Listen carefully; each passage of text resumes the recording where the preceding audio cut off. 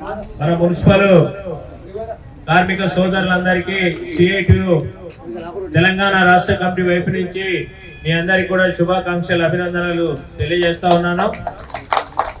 చాలా ముఖ్యమైన సమస్య మీద ఇప్పటి వరకు అధికారులకు అనేక సార్లు మనం కలిసి మన బాధలు చెప్పుకున్నప్పటికీ కూడా మరి సమస్య పరిష్కారము అయితలేదు.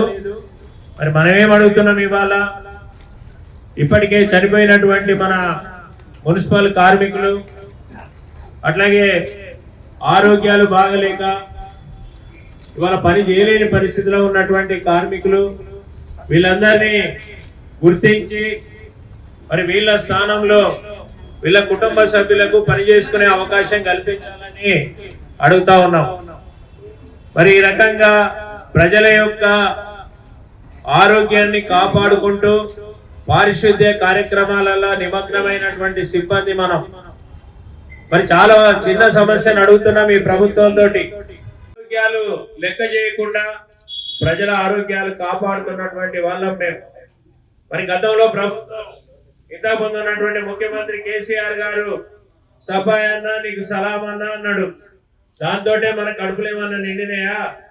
ఇవాళ మేము సఫాయి కార్మికులుగా పారిశుద్ధ్య వర్గాలు ఉన్నటువంటి కార్మికులు, బలహీన వర్గాలకు సంబంధించినటువంటి కార్మికులు అత్యధిక మంది ఇవాళ దళితులుగా, బీసీలుగా, గిరిజనులుగా ఉండేటువంటి సామాజికంగా ఇవాళ కింది స్థాయిలో ఉండేటువంటి కార్మికులు, మహిళలు పెద్ద సంఖ్యలో ఇవాళ మున్సిపల్ రంగంలో మహిళా కార్మికులు పనిచేస్తున్న పరిస్థితి ఉంది.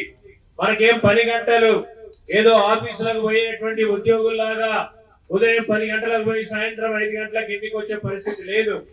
మనం ఎప్పుడు పడితే అప్పుడు ఇవాళ ఈ పనుల్లోకి రావాల్సినటువంటి అవసరం ఉంది. ఇప్పటికే మున్సిపల్ రంగం దెబ్బతిన్నది. ప్రభుత్వ విధానాల వల్ల, ప్రైవేటీకరణ విధానాల వల్ల ఇవాళ పెద్ద ఎత్తున కూడా కాంట్రాక్ట్ వ్యవస్థ పెరిగింది. మొత్తం ఈ దేశంలో ఉండేటువంటి శాశ్వత ఉద్యోగాలు ఇవాళ తగ్గిపోయి అన్ని చోట్ల కూడా కాంట్రాక్ట్ అవుట్ సోర్సింగ్ పద్ధతి పెరుగుతూ ఉంది. ఇప్పటికే మన మున్సిపల్ రంగంలో పెద్ద ఎత్తున కూడా కాంట్రాక్టులు అవుట్ సోర్సింగ్ వచ్చి పనిచేస్తున్న పరిస్థితి ఉంది. మరి ఇవాళ మనం అడుగుతున్నాం, మేము పని చేయలేకపోతున్నాం, మా స్థానంలో ఇవాళ మా వారసులను పని ఇవ్వండి అని అడుగుతున్నాం. ఇప్పటికే కొన్ని పనులలో ఉదాహరణ గనులలో పనిచేసేటువంటి కార్మికులకు ఆ రకమైనటువంటి సదుపాయాలు ఉన్నాయి. ఇవాళ సింగరేణిలో వారసులకు ఉద్యోగాలు అని చెప్పి ప్రభుత్వమే ఇవాళ అధికారయుతంగా కూడా ఆ రకమైనటువంటి సౌకర్యం కల్పిస్తున్న పరిస్థితి. మరి మేము కూడా కష్టతరమైన పనులు చేస్తున్న వాళ్ళమే, క్లిష్టమైనటువంటి పనులు చేస్తున్న వాళ్ళమే, ఇవాళ ప్రజల ఆరోగ్యాలు కాపాడుతున్న వాళ్ళమే. అందుకని ప్రభుత్వం ఒకవైపు మన రంగాన్ని బలహీనం చేస్తూ ఉంది. మనకు రావాల్సినటువంటి వేతనాలు అట్లాగే ఇతర పెండింగ్ బెనిఫిట్స్ అవి కూడా సకాలంలో రావట్లేదు. ఎంతో పెద్ద ఎత్తున పోరాటాలు చేస్తే తప్ప జీతాలు కూడా సమయానికి రానటువంటి పరిస్థితి ఉంది. చాలా సమస్యలు ఉన్నాయి మన మున్సిపల్ రంగంలో. ఈ సమస్యల పరిష్కారానికి సిఐటియు నాయకత్వం, సిఐటియు అనుబంధ మన సంఘం ఇవాళ పెద్ద ఎత్తున కూడా కార్మికుల పక్షాన నిలబడి పోరాటం చేస్తూ ఉంది. ఈ దేశంలో సిఐటియు కార్మికుల హక్కుల కోసం నిలబడుతూ ఉంది. అది ఇవాళ సంఘటిత రంగంలో ఉన్న ఉద్యోగుల దగ్గర నుండి అసంఘటిత రంగంలో ఉండేటువంటి కార్మికుల వరకు, అట్లాగే ప్రభుత్వ ఆధీనంలో ఉన్న స్కీమ్ వర్కర్లు మొదలుకొని ఇవాళ ఈ రకంగా గ్రామ పంచాయతీ, మున్సిపల్ రంగంలో ఉండేటువంటి పారిశుద్ధ్య కార్మికుల వరకు అందరినీ ఏకం చేసి వాళ్ళ హక్కులు పరిష్కారం అయ్యేంత వరకు వాళ్ళకు అండగా నిలబడుతున్నది సిఐటియు జెండా. అందుకని ఈ రోజు సిఐటియు నాయకత్వం, ముఖ్యంగా మా రాష్ట్ర ప్రధాన కార్యదర్శి, మీ అందరికి కూడా సుపరిచితులైనటువంటి నాయకులు, మీ యూనియన్ అధ్యక్షులు కామ్రేడ్ పాలడుగు భాస్కర్ గారు ఇవాళ ఎన్నో పోరాటాల తర్వాత ఒక నిర్ణయం తీసుకున్నారు. ఈ రోజు ఇక ఇక్కడ దీక్ష కూర్చుంటాం, ప్రభుత్వానికి ఈ రకంగానైనా కనిపింపు కలగాలి అని చెప్పి వాళ్ళ మన ఆఫీస్ బేరర్లో రాష్ట్ర కమిటీలో నిర్ణయం తీసుకున్నాం. తనే స్వయంగా మరి రాష్ట్ర సిఐటియుకు ప్రధాన కార్యదర్శిగా ఉంటూ మరి మీ సంఘానికి అధ్యక్షులుగా ఉన్నటువంటి నాయకులు ఇవాళ ఎవరినో దీక్షలు కూర్చోబెట్టడు కాదు, ఈ మున్సిపల్ కార్మికుల కోసం నేనే దీక్షలు కూర్చుంటానని చెప్పేసి దీక్షలో కూర్చున్నాడు అని అంటే సిఐటియు నాయకత్వం యొక్క పట్టుదల ఏ రకంగా ఉంటుందో ఇవాళ ఇదంతా మనకు రాష్ట్రం అంతా కూడా అర్థం కావాలి.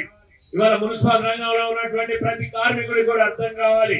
అందుకే ఈ రోజు ఈ దీక్ష కూర్చుంటున్నాం.